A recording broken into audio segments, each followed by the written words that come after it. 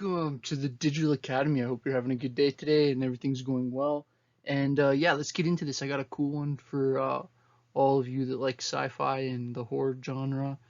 Um, H.P. Lovecraft. All right, let's check this out.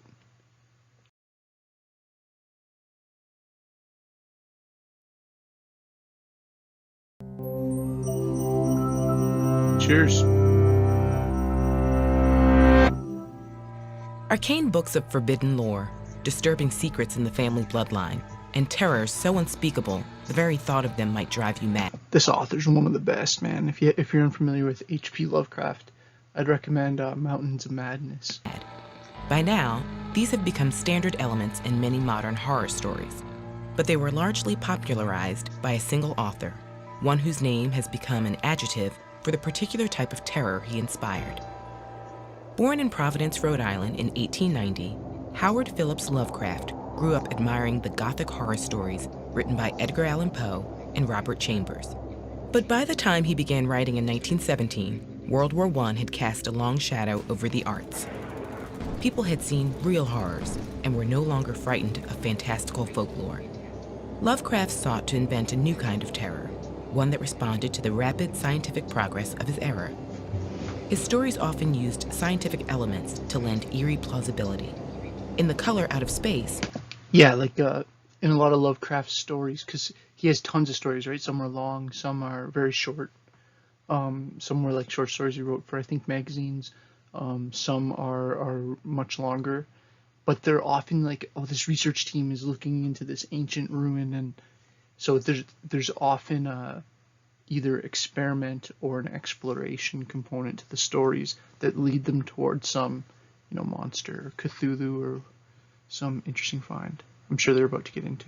A strange meteorite falls near a farmhouse, mutating the farm into a nightmarish hellscape. Others incorporated scientific methodology into their form. At the Mountains of Madness is written as a report of an Antarctic expedition that unearths things better left undiscovered. In Cthulhu! Others, mathematics themselves become a source of horror. Sorry, that probably looked lame.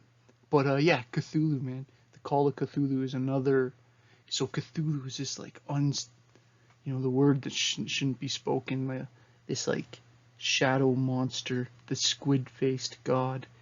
Yeah, it's anyways, Mountains of Madness, Call of Cthulhu.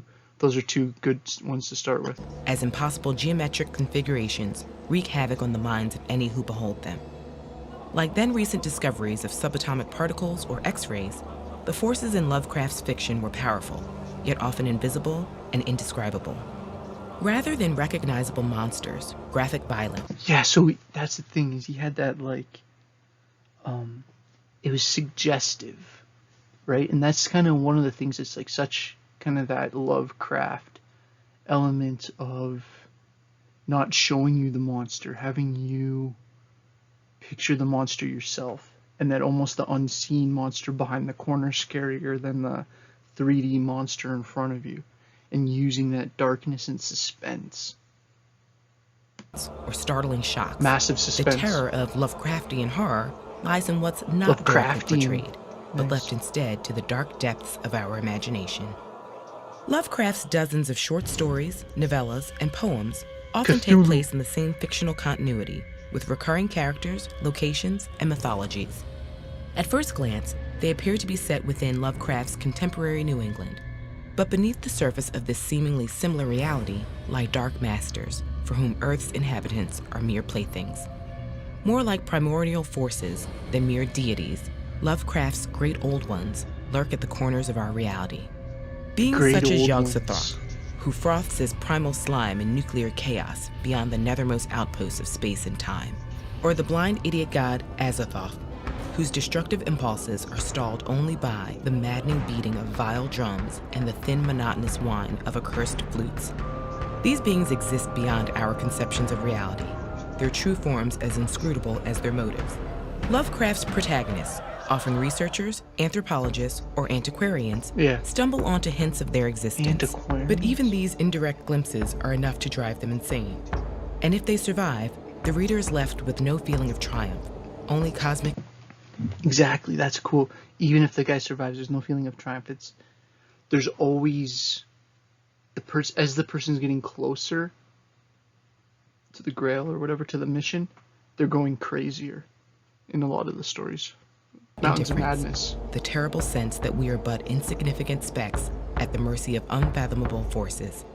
But perhaps the greatest power these creatures had was their appeal to Lovecraft's contemporaries.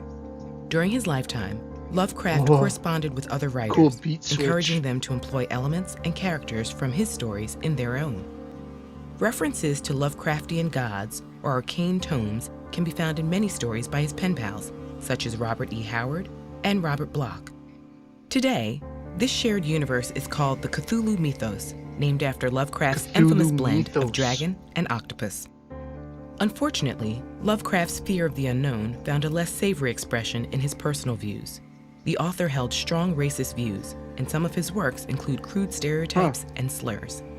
But the rich world he created would outlive his personal prejudices. I didn't realize and after that. Lovecraft's death, the Cthulhu mythos was adopted by a wide variety of authors, often reimagining them from diverse perspectives that transcend the author's prejudices.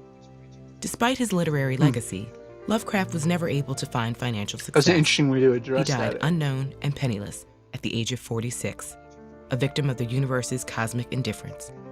But his work has inspired numerous short stories, novels, tabletop games, and cultural icons. And as long as humans feel a sense of dread about our unknown future, Lovecraftian horror will have a place in the darkest corners of our imagination. Want to take a stab at creating your own horror stories? Check out this video for some tips. So yes, these are these TED Ed videos. Pretty interesting, man. But yeah, again, I don't know what. I'm not the one to analyze the lives of all these authors. You can probably find that somewhere else. But Mountains of Madness and Call of Cthulhu are awesome books. Alrighty.